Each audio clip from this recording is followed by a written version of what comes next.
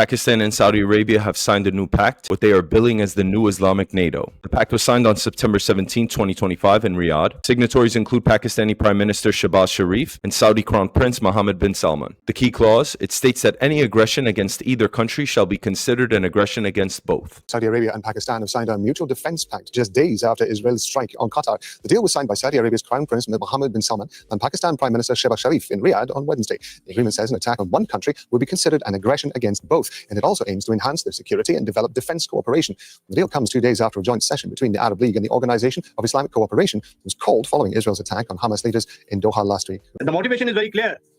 The security of GCC countries was imperiled because of the Middle East situation.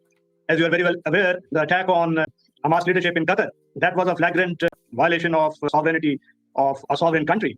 And the GCC countries were naturally concerned. Saudi Arabia, being one of the strongest protagonists in GCC security equation, was concerned.